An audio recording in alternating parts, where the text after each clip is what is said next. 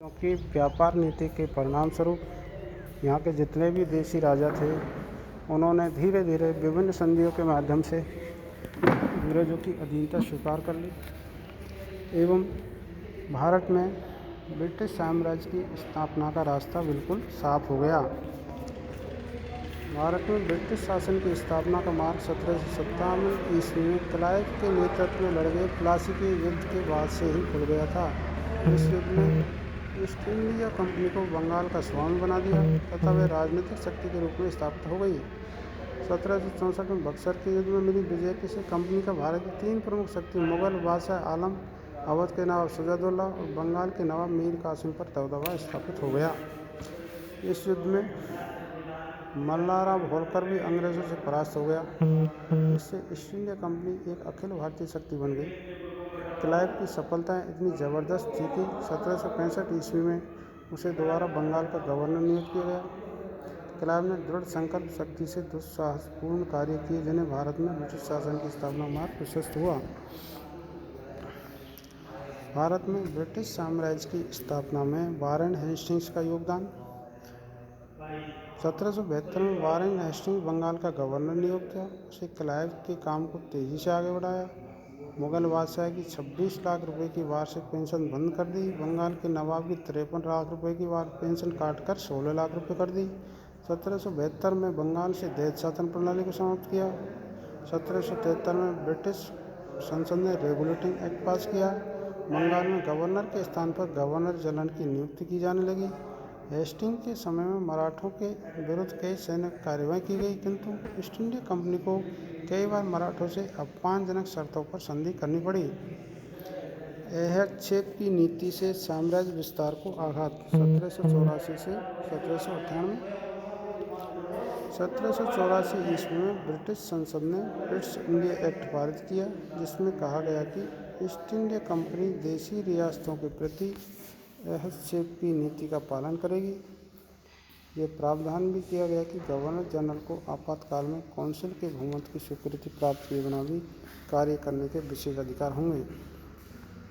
Hastings के बाद मेटकाफर्सन ने 1785 से 86 में 21 माह तक कार्यवाहक गवर्नर जनरल के रूप में कार्य किया।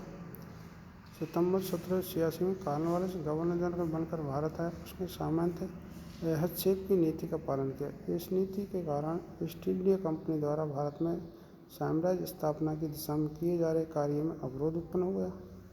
1793 में सर जॉन शोर को बंगाल का गवर्नर जनरल नियुक्त किया।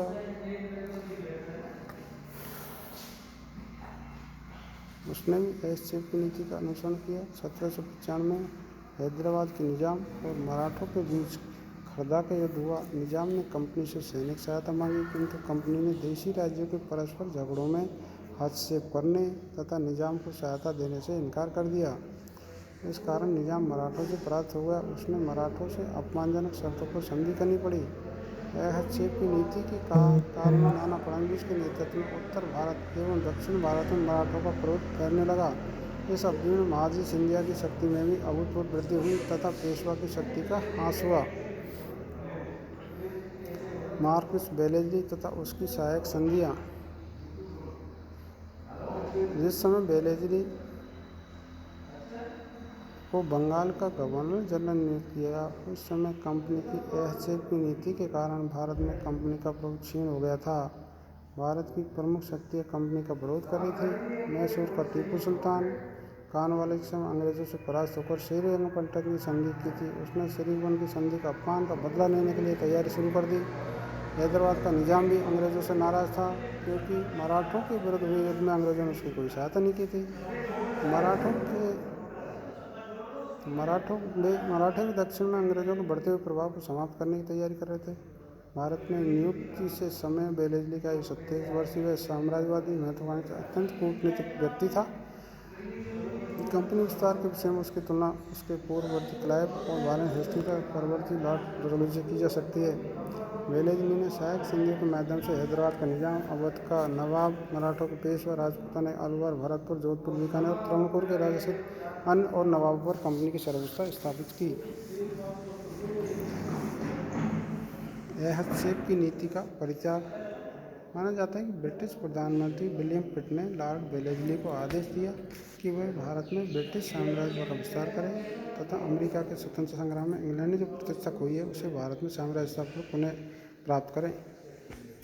सहायक संधि प्रथा से पूर्ववर्ती कितनी संधियां उन्होंने की थी? लॉर्ड वेलेस्ली भारत में कंपनी का राज्य विस्तार करने के दृढ़ संकल्प के साथ आया था। इस उद्देश्य की प्राप्ति के लिए भारतीय राज्यों पर कंपनी के आधिपत्य को स्पष्ट रूप से स्थापित करना आवश्यक था। इसलिए वेलेस्ली ने सहायक संधि प्रथा को जन्म दिया। कुछ इतिहासकारों की मान्यता है कि यह वेलेस्ली की मौलिक नीति नहीं थी। जस्टिस महादेव गोविंद राणा ने लिखा है कि वेलेस्ली ने मराठों की चौथ और स्वदेशों की प्रणाली को देखकर ही नीति का निर्माण किया था।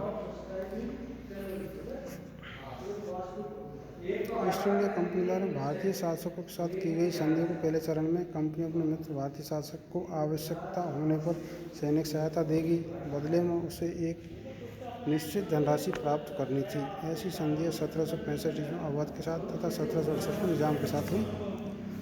द्वितीय चरण में परिवर्तन किया है। कंपनी से संधि करने वाले भारतीय शासक की सुरक्षा के लिए एक स्थायी सेना कंपनी अपने क्षेत्र में रखने का आश्वासन देती थी। उसके बदले उस भारतीय शासक से वार्षिक निश्चित धनराशि प्राप्त करनी होती थी। आगे चलकर तीसरे चरण में कंपनी ने अपनी सेना को संधि करने वाले राज्य की सीमा में नियुक्त करना आरंभ कर दिया, जिस राज्य की सुरक्षा का दायित्व कंपनी अपने ऊपर लेती थी। 1798 ईस्वी में वेलेस्ली ने निजाम के साथ इसी प्रकार की संधि की और निजाम से इस सेना का वार्षिक लेना निश्चित किया। संधि के चौथे चरण में कंपनी संधि करने वाले राज्य से सेना का खर्च निश्चित धन के रूप में देने के स्थान पर निश्चित विभाग अपने अधिकार में लेने। इस प्रकार की संधि 1801 में अवध के नवाब से दी गई। गोरखपुर, इलाहाबाद, कानपुर, फर्रुखाबाद, इटावा, बरेली, मुरादाबाद प्राप्त